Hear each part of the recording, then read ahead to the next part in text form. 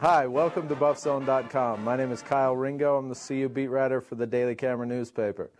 With me, as always, is this stiff, Neill Woelk. He's our veteran Daily Camera sports columnist. And if anybody knows stiffs, it's Kyle Ringo. He's been covering them all year long, and he's getting ready to cover another bunch of them when he goes to the CU basketball beat. That's kind of brutal, Neil. Well, you're the one that was dogging them all year. I was behind them. They fell just a little bit short of those bowl expectations. Kyle. Yeah, you know what? I seem to remember, you wearing a bag over your head at one point earlier in the season, saying I was going to be wearing this bag over my head. We're going to be talking about a Big 12 championship game appearance, bowl game. Just short. Wow. Fell just short. 2-10, just a bit short. Came up a little short in the bowl bid in the battle for a bowl, but Oklahoma is going to the BCS. Kind of threw everybody for a loop. Nebraska won the Big 12 North. CU finished off the season playing well for about 3 quarters in Lincoln, and then things fell apart. Kyle, how do you assess the season? An F-. I'll go right along with Dan Hawkins. Coach Hawkins, in his end-of-the-season press conference, gave himself, his coaches, and the team, the entire program at F-. And, how can you argue with that? They were 2-10. They lost 10 games for only the third time in 117 years of football. The offense was one of the worst offenses in the country. The defense, the defense had its days, played pretty well from time to time, but it also struggled. There's a lot of work to be done in that football program. I think inconsistency was the biggest thing that hurt this team all year long. They never were able to put together any kind of stretch of consistent performance from week to week. They had games at times where they looked good. The Texas Tech game, they played well. Iowa State, the 2 games they won, they looked fairly good against Georgia. They played some good games, and they had some good stretches, but they were never able to put together any kind of consistent performance. And I think that's what they have to look at going into the offseason and those are the things that Hawk was stressing all year long, is details. The little tiny details that prevent the mistakes from happening and that can give you some kind of consistent performance, not only from quarter to quarter, but from game to game. Yeah, you know what, Neil?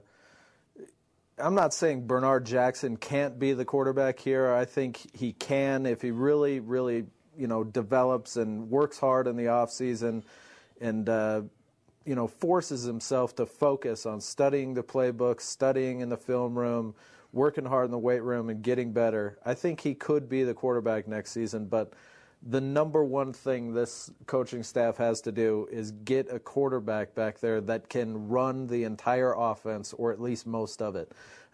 Coaches were saying after the season finale in Nebraska, coaches were still saying that, they were limited by what plays they could call, the amount of offense they could use. Mark Helfrich said in the build-up to the Nebraska game that they had really not even used 50% of what is in the playbook, what is at their disposal, because they don't really have a quarterback. And it's not all the quarterback, it's the rest of the team too, but they don't really have somebody there who's confident and able to grasp it all, and that has to change before next season. That's right. If you're looking at the one place that production has to increase dramatically, has to increase, tenfold, is at the quarterback position, and they've got to get more every game from that position.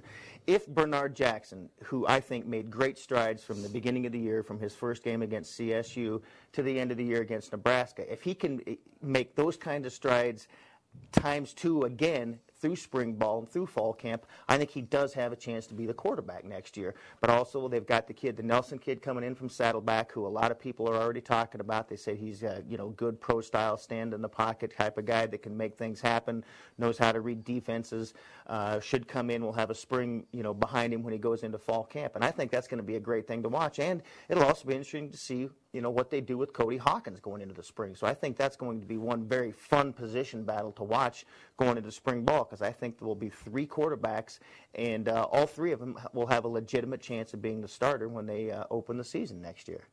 Yeah, I agree. There is some good news when it comes to the CU football program, and that's recruiting. Over the weekend, some of the recruiting websites reported that CU received 2 commitments from wide receivers, which is another huge problem in that offense.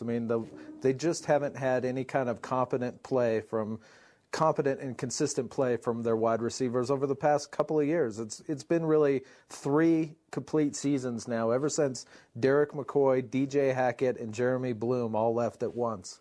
That's right. They have not been the production at wide receiver has been almost nil. They've had absolutely no consistency there whatsoever. A couple big plays here, a couple big plays there, but they've had no consistency, and that's the other spot that you've got to have production. I think the running game has showed some improvement this year. They've got Hugh Charles coming back. They've got a couple other guys. If Thomas Perez is around next year, the JUCO, they like him. They've got some good recruits coming in. I love, if you saw the 5A championship game, I really think that the Miller kid from Columbine has a chance to be a 4-year starter at Colorado. He is a big, strong, fast kid who could be the starting tackle next year for Colorado. In my mind, he made the game-winning play, and he made it on the defensive side of the ball. He's not expected to play defense here at CU. He's expected to be an offensive tackle, but he rushed the passer and forced the Mullen quarterback to throw an interception that basically sealed the victory for Columbine in that game. And the guy is just a monster, man. And he's got great feet. He's not a big slow kid at all. Right. That's just what's so impressive. If you watch his footwork already, for a senior in high school, he has tremendous footwork, tremendous balance, great hips, all the things that you're looking for in an offensive tackle. And he's going to come up here, and I think he could legitimately be the starter when they open the season next fall, and be the guy that will be there for 4 years. I don't know if you saw over the weekend, Neil, but they signed, or they didn't sign, but they got an oral commitment from a kid out of the San Diego, Southern California area. His name's Marquez Seamus, and he's apparently the number 12 ranked wide receiver in the nation, and that's going to help. That's going to help a lot. And I think he's a big kid too. I think he's got some size to him, and I like that kind of receiver. There, you're talking about the Hackett and the McCoy, the big kid that can go in the end zone, throw up a jump ball, and catch that ball back in the corner. There's nothing against the little small fast receivers, but those big kids present a big target for a quarterback. They can get open. They can physical man up against a cornerback and do some good things against them like that. And so you like to see that. I also like, they've got some tight ends coming back. Ryer Gear, I think, is going to develop into a very good tight end. So there's definitely some potential there.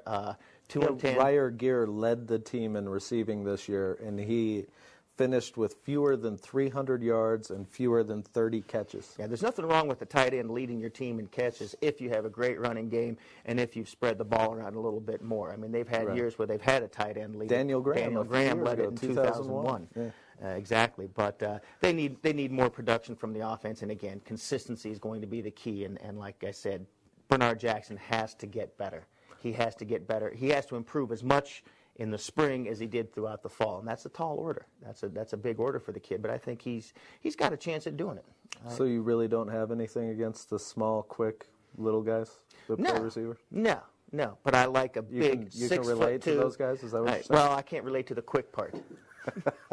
I can't relate to the quick part. The short part, definitely. But I love the big 6'2", 6'3" kid back in the corner of the end zone. I mean, you saw what SC does with the Garrett kid, and I think that there's some promise for this team. Obviously, 2-10 isn't going to cut it next year. I think they need to win 6, 7, 8 games next year, take a significant step forward. They need to get back in a bowl game. Exactly. I mean, a year from now, we need to be here talking about who the Buffs are going to play in the bowl game. All right, well, we'll be back here a year from now. We will be talking about who the Buffs are going to be playing in a bowl game. Thanks for joining us on BuffZone.com. Thank you. Seriously, a bowl game next year. I need my bowl trip.